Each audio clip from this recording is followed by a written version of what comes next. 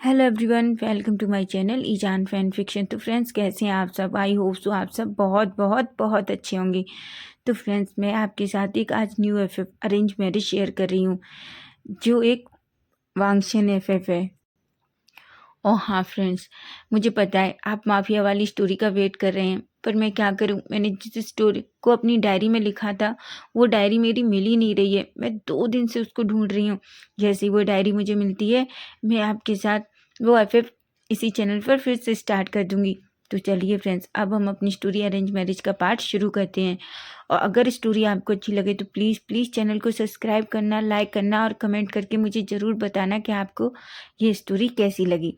तो चलिए स्टोरी की स्टार्टिंग करते हैं। तो एक स्टार्टिंग में ही हम एक बहुत बड़ा सा हॉल देखते हैं, जो पूरी तरीके से सजा हुआ था।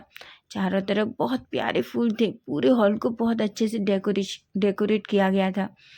लेकिन वहीं स्टेज पर हम एक लड़के को देखते हैं, जो एक ओमेगा है, जो अपना फेस करके बस नीचे खड़ा हुआ था। उसकी आंखों से आंसू गिर रहे थे। उसके दोनों तरफ उसका भाई और बहन दोनों खड़े हुए थे। उन दोनों को कुछ भी समझ नहीं आ रहा था। वो बस उस ओमेगा की तरफ देख रहे थे, लेकिन वो ओमेगा कुछ भी नहीं देख रहा था। उसकी नज़रें नीचे थी और उसकी आंखों से बहुत सारे आंसू गिर रहे थे। सामने जो इतने सारे लोग थे, वो बस उस ओमेगा को ही देख रहे थे और तरह तरह की बातें कर रहे थे। कोई कह रहा था इस ओमेगा में ही कोई कमी होगी, इसलिए वो लड़का छोड़कर चला गया।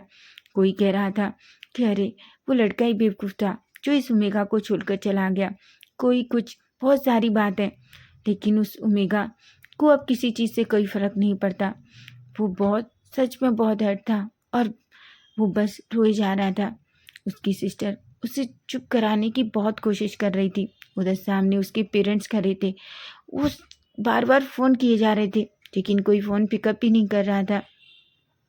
वो अपना सर पकड़ लेते हैं गुस्से में।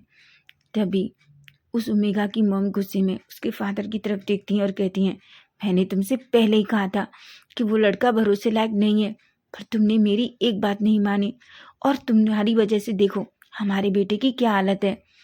उधर वो जैसे ही ओमेगा के फादर उसकी मॉम की तरफ देखते हैं, वो बहुत बहुत ज़्यादा वीक फील कर रहे थे। वो अपने बेटे के लिए कुछ भी नहीं कर पा रहे थे। अब हम जान लेते हैं स्टेज पर जो लड़का खड़ा है वो और कोई नहीं बल्कि विंग है। विंग के पास उसके भाई, उसकी सीजे दोनों खड़े हुए हैं। जो जो जो जियांगचैंग और यानली दोनों विंग को बहुत ही चुप कराने की कोशिश कर रहे थे, लेकिन विंग को तो कुछ भी समझ नहीं आ रहा था कि उसके साथ सडनली ये क्या हो गया। उसे ना तो किसी की बातें सुनाई दे रही थी। विंग तो पूरा शॉक था कि उसके साथ ये क्या हो गया। और लोग ऊपर से जो तरह तरह की बातें कर रहे थे, उस वजह से विंग को और ज़्यादा सैड फील हो रहा था। तभी और उस सामने विंग के पेरेंट्स मैडम यू और जियांग फेमियान, जो मैडम यू फेमियान पर बहुत गुस्सा थी, क्योंकि विंग से वो बहुत प्यार करती हैं। और उस तरह अपने बेटे को रोता हुआ देखकर उन्हें बिल्कुल अच्छा नहीं लग रहा था। विंग की ऐसी हालत देखकर फेमियान को बहुत दुख हो रहा था। सडनली फेमियान को बहुत अजीब फील होता है। वो अपना हाथ पकड़ते हैं। तभी वो एकदम गिरने ही वाले थे कि जियांगचैंग दौड़कर जाता है और अपने डैड को पकड़ लेता है। तभी उधर लहनकुरेन भी जियांग फेमियान के पास आते हैं। वो जियांग फेमियान को देखते हैं। सिचेन जो फेमियान को उठाते हैं और उन्हें एक रूम में ले जाते हैं। जियांगचैंग जो बहुत सैड था, विंग अपने डैड को ऐसे देखता है तो पूरी तरीके से टूट जाता है और वो स्टेज पर ही वहीं घुटनों के बल बैठ जाता है। लोगों की तरह तरह की बातें, ऊपर से अपने डैड का इस तरीके से देखना विंग को और ज़्यादा ही सैड फील करा रहा था। वो पूरी तरीके से टूट गया था। थोड़ी देर में ही जियांगचैंग डॉक्टर को कॉल करता है। डॉक्टर आते हैं और फेमियान को चेक करते हैं। फेमियान को चेक करने के बाद डॉक्टर सबकी तरफ देखते हैं। मैडम यू जो बहुत परेशान थी, तभी वो डॉक्टर से कहती हैं, क्या हुआ है? डॉक्टर कहते हैं, उन्हें बहुत बड़ा सदमा लगा है। उन्हें स्ट्रेस देना बिल्कुल अच्छा नहीं होगा। अगर उन्हें ज़रा भी स्ट्रेस दिया तो उनकी हालत और ख़राब हो सकती है।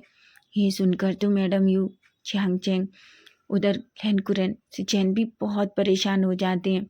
उन्हें भी कुछ समझ नहीं आ रहा था। पास में ही एक पर्सन खड़ा हुआ था जो पूरी तरीके से इमोशंसलेस था। उसके चेहरे पर कोई भाव नहीं था, कोई देखकर भी नहीं बता सकता कि ये पर्सन क्या सोच रहा है। वो चुपचाप से बस उन सब चीज़ों को देख रहा था। तभी फेमियान को थोड़ी देर में ही होश आ जाता है। सभी लोग तभी लहनकुरन अपने छोटे नेफ्यू फांगजी की तरफ देखते हैं। फांगजी जिसके कोई इमोशंस नहीं थे, वो बहुत देर तक बस पहले विंग को देखता रहता है। विंग को इस तरह टूटा हुआ देखकर पता नहीं क्यों फांगजी को बिल्कुल अच्छा नहीं लग रहा था। उसे बहुत अजीब सी फीलिंग हो रही थी। लेकिन वांगजी तो वांगजी है। वांगजी के इमोशन से कभी कोई पता नहीं लगा सकता कि वो किसी के बारे में क्या सोचता है, किसी के बारे में अच्छा सोचता है या बुरा सोचता है।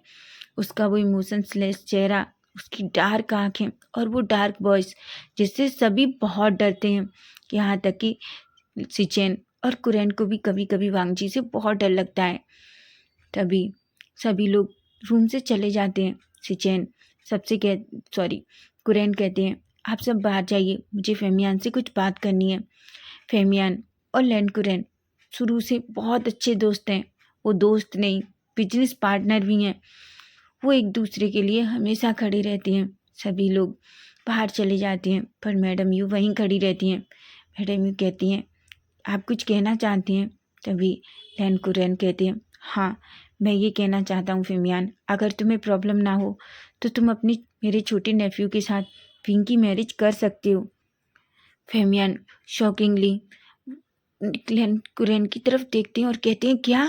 मैडम यू भी कहती हैं कि क्या? तभी लहनकुरैन कहते हैं हाँ, मैं और अब ये सब कुछ तुम्हारे लिए नहीं देख सकता, जिस तरीके से लोग तुम्हारे बारे में बातें कर रहे हैं। और वैसे भी तुम जानते हो ना, विंग बहुत प्यारा है और मैं तुमसे वादा करता हूँ मैं विंग का पूरी तरीके से ख्याल रखूँगा। तभी मैडम यू कहती हैं पर लहनकुरैन आप अच्छे से जानते हैं वांगजी। लहनकुरैन कहते हैं वांगजी भी विंग का बहुत अच्छे से ख्याल रखेगा। मैडम यू कहती हैं बात वो नहीं है, क्या वांगजी शादी के लिए मानेगा? लहनकुरैन कहते हैं ऑफ कोर्स वो मानेगा, अगर नहीं मानेगा तो मैं उसे एग्री कर लूँगा, लेकिन उससे पहले मैं चाहता हूँ कि आप बताइए आप दोनों क्या सोचते हैं। फेमियान लहनकुरैन की तरफ देखते हैं और उनका हाथ पकड़ लेते हैं और कहते हैं सच में तुम मेरी दुनिया के सबसे अच्छे दोस्त हो। लहनकुरैन एक स्माइल करते हैं और कहते हैं वैसे भी मैं विंग को बहुत पसंद करता हूँ, मैं उसे हमेशा अपने बेटे के जितना प्यार करता हूँ और मैं तुमसे वादा करता हूँ मैं उसका बहुत अच्छे से ख्याल रखूँगा, उसे कभी भी हर्ट नहीं होने दूँगा। ये सुनने के बाद फेमियान के फेस पर एक स्माइल आ जाती है। तभी मैडम यू कहती हैं फिर लहनकुरैन उससे पहले मैं चाहती हूँ कि आप एक बार वांगजी से बात करें कि वांगजी क्या चाहता है। लहनकुरैन एक गहरी सी सांस लेते हैं और कहते हैं ठीक है, मैं वांगजी से बात करता हूँ। तभी मैडम यू कहती हैं पर लहनकुरैन मुझे लगता है उससे पहले आपको एक बार वांगजी की मॉम से बात करनी चाहिए। लहनकुरैन कहते हैं ऐसा नहीं है, वांगजी की मॉम भी इस रिश्ते के लिए कभी मना नहीं करेंगी। अच्छी तरह जानते हो आप दोनों कि वांगजी की मॉम विंग को कितना पसंद करती हैं। तभी मैडम यू गहरी सी सांस लेती हैं और कहती हैं पर मैं चाहती हूँ उससे पहले आप एक बार वांगजी से बात करें। लहनकुरैन कहते हैं। उसके बाद वो बाहर आते हैं और इधर उधर देखते हैं। तभी उन्हें एक कोने में चुपचाप वांगजी खड़ा हुआ दिखता है। तभी वो वांगजी की तरफ देखते हैं और वांगजी से कहते हैं वांगजी अपने अंकल की तरफ देखता है। तभी लहनकुरैन कहते हैं वांगजी मुझे तुमसे कुछ अर्जेंट बात करनी है। वांगजी बस अपने अंकल के फेस की तरफ ही देख रहा था। तभी वो वांगजी का हाथ पकड़ते हैं और उसे दूर एक कोने में ले जाते हैं। वहीं वांगजी अपने अंकल से कहता है अंकल आपको मुझसे क्या बात करनी है। अंकल एक गहरी सी सांस लेते हैं और कहते हैं वांगजी तुम्हें विंग से शादी करनी होगी। वांगजी शॉक हो जाता है और कहता है क्या? तभी अंकल कहते हैं हाँ वांगजी तुम्हें विंग से शादी करनी होगी। वांगजी कहता है बिल्कुल नहीं, मैं ये शादी बिल्कुल नहीं करूँगा और आप जानते हैं मैं कभी कोई शादी करना नहीं चाहता। लहनकुरैन कहते हैं पर वांगजी कहता है बिल्कुल नहीं अंकल, मैं कोई शादी करने वाला नहीं हूँ और वैसे भी ये कोई शादी नहीं है। विंग मैं तभी अंकल कहते हैं, वांग जी क्या तुम चाहते हो कि तुम्हारे अंकल फेमियान को कुछ हो जाए? और वैसे तुम देख रहे हो ना, फिंग कितना अच्छा लड़का है, देखो उसकी तरफ, वो और वो बहुत अच्छा है, तुम जानती हो ना, सुंदर है, सब कुछ है, और एक अल्फा को अपने ओमेगा में क्या चाहिए? भांग जी शॉकिंगली अपने अंकल की तरफ देखता है और कहता है, अंकल आप समझ क्यों नहीं रहे, मैं कोई शादी करने वाला नहीं हूँ। तभी अंकल कहते हैं, भांग जी मैंने आज तक तुमसे कुछ भी नहीं कहा, तुमने जो कहा मैंने तुम्हें करने दिया, समझे तुम? अब मैंने ये डिसाइड कर लिया है कि तुम विंग से शादी करोगे, समझे तुम? ऐसा कहते हैं। भांग जी जो अपने अंकल की तरफ ही देख रहा था, तभी भांग जी डार्क वॉइस में कहता है, बिल्कुल नहीं अंकल, मैं विंग से शादी नहीं करूँगा। तभी अंकल कहते हैं, ठीक है, अगर तुम विंग से शादी नहीं करोगे तो याद रखना, आज के बाद तुम लैंड कंपनी में CEO भी नहीं होंगे और मैं तुम्हें अपनी पूरी प्रॉपर्टी से बेदखल कर दूंगा, समझे तुम? वांग जी तो पूरा शॉक्ड हो जाता है और अपने अंकल की तरफ देखने लगता है। तभी वांग जी कहता है, पर मॉम। तभी लैन लैन कुरन कहते हैं, ठीक है, अगर तुम जानना चाहते कि तुम्हारी मॉम क्या चाहती है तो मैं तुम्हारी मॉम को अभी कॉल करता हूँ, ऐसा कहते हैं। तभी वो वांग जी की मॉम के लिए कॉल करते हैं, क्योंकि वांग जी की मॉम इस शादी में नहीं आई थी। वांग जी के अंकल जैसे ही लैनी को कॉल करते हैं, लैनी 2 ही रिंग में फ़ोन पिकअप करती है। वो कहती है, लैन कुरन। तभी वांग जी के अंकल कहते हैं, मैं आपसे कुछ बताना चाहता हूँ। वो सब कुछ बता देते हैं जो कुछ अभी जांग मेंशन में हुआ था। ये सुनकर लैनी पूरी शॉक्ड हो जाती है। तभी वो वांग जी की वो लैन को कहती हैं, मैं वांग जी से बात करना चाहती हूँ।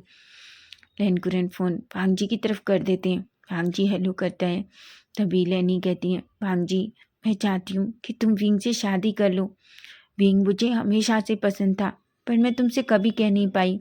बेटा प्लीज़ शादी कर लो विंग से, विंग बहुत अच्छा लड़का है।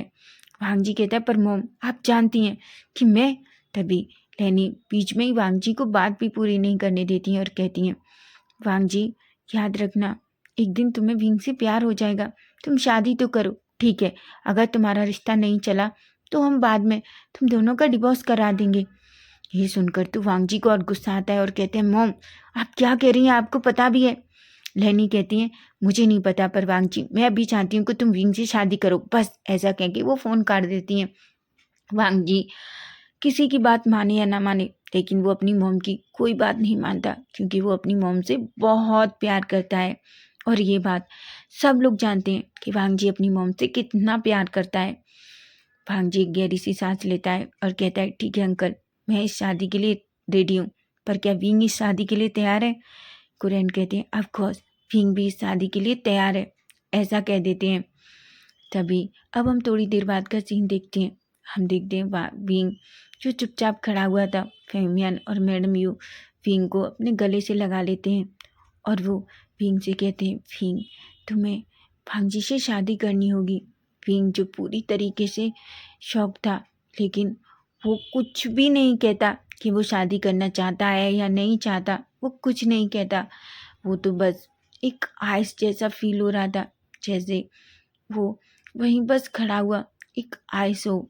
तभी लैनी कहती है, भींग भींग जो अपनी आंखें ऊपर करता है और अपनी मॉम की आंखों को देखता है। उसे पता था उसकी डैड की हालत कितनी ख़राब हो गई है। वो बस अपना सर हाँ में हिला देता है। उसके बाद हम थोड़ी देर बाद का सीन देखते हैं। हम देखते हैं वांग जी और विंग स्टेज पर दोनों एक दूसरे के आमने सामने खड़े हुए थे। विंग जहाँ बस विंग को ही देखे जा रहा था, वहीं विंग ने अपना फेस पूरी तरीके से नीचे रखा था। उसने एक बार भी ऊपर वांग जी की तरफ नहीं देखा। वांग जी की नज़रें तो विंग से हट ही नहीं रही थी, वो बस विंग के फेस को ही देख रहा था। रोने की वजह से विंग का फेस पूरी तरीके से रेड हो गया था। उसकी आंखें भी पूरी तरीके से थोड़ी थोड़ी सूजी हुई जैसी दिख रही थी। वांग जी देख सकता था कि विंग इस टाइम कितना सैड है। वांग जी कुछ भी नहीं कहता, वो चुपचाप बस वांग जी बस विंग को देखता ही रहता है। तभी वहाँ प्रीस्ट आते हैं और दोनों की शादी के रिचुअल्स पढ़ने लगते हैं। थोड़ी देर में ही सब पूरे रिचुअल्स कंप्लीट होते हैं और उनकी शादी कंप्लीट होने के बाद, रिचुअल्स कंप्लीट होने के बाद प्रीस्ट उन दोनों को किस करने को कहता है। विंग अब भी कुछ भी नहीं कहता, वो अपना सर एक बार भी ऊपर नहीं करता। वांग जी कुछ समझ नहीं आ रहा था कि वो क्या करे। तभी वो चुपचाप से विंग के करीब जाता है और उसके फोरहेड पे छोटा सा किस कर लेता है और वो विंग से दूर हो जाता है। उसके बाद उनकी शादी कंप्लीट हो जाती है और वो स्टेज से नीचे आ जाते हैं। वो सबसे आशीर्वाद लेते हैं। वांग जी विंग तो अभी भी कुछ नहीं कह रहा था और वांग जी का वो इमोशंसलेस चेहरा, जिससे पता ही नहीं चल रहा था कि वांग जी खुश है या क्या है। सभी लोग उन दोनों को कंग्रेट्स करते हैं। शादी ऐसे ही पार्टी थोड़ी देर तक चलती है, पर विंग और वांग जी दोनों चुपचाप एक जगह बैठे हुए थे। वहीं फेमियान कुरेन के सामने आते हैं और कुरेन का हाथ पकड़कर बोलते हैं, कुरेन तुम सच में बहुत अच्छे दोस्त हो, लेकिन मैं तुमसे एक प्रॉमिस चाहता हूँ। कुरेन कहते हैं बोलो। तभी फेमियान कहते हैं प्लीज़ मेरी विंग का ख्याल रखना, मेरा विंग बहुत सॉफ्ट है, ये तो तुम जानते ही हो। फेमियान कहते हैं तभी कुरेन कहते हैं फेमियान तुम्हें ये सब कहने की ज़रूरत नहीं है, मैं विंग को अपने बेटे से ज़्यादा प्यार करूँगा और विंग बहुत खुश रहेगा, समझे तुम। ऐसा कहती हैं। जांग फेमियान के फेस पे स्माइल आ जाती है। वो अपने बेटे को देख रहे थे। वो बहुत अच्छे से समझ रहे थे कि उनका बेटा कितना वो टूटा हुआ फील कर रहा है। लोगों की बातों ने विंग के ऊपर इतना असर किया था कि वो एक बार अपनी नज़रें ऊपर भी नहीं उठा पा रहा था। उसे सच में ऐसा फील हो रहा था कि वो दुनिया का सबसे बेकार ओमेगा है, जिसे कोई इस तरीके से स्टेज पर छोड़ के चला गया और किसी दूसरे अल्फा ने ना चाहते हुए भी उससे शादी कर ली। उसे बस ऐसा ही फील हो रहा था। उसके दिल में जो दर्द था उसे कोई नहीं समझ सकता। वांग जी जो विंग के फेस की तरफ देख रहा था। फ्रेंड्स नेक्स्ट पार्ट इसका हम कल देखेंगे। अगर स्टोरी आपको अच्छी लगी है तो प्लीज़ प्लीज़ चैनल को सब्सक्राइब करना और मुझे कमेंट करके ज़रूर बताना कि फर्स्ट पार्ट आपको इसका कैसा लगा है। अगर आपको स्टोरी अच्छी लगी होगी तो ही मैं आगे इसे कंटिन्यू करूँगी, नहीं मैं इसे यहीं स्टॉप कर दूँगी। Bye bye, take care.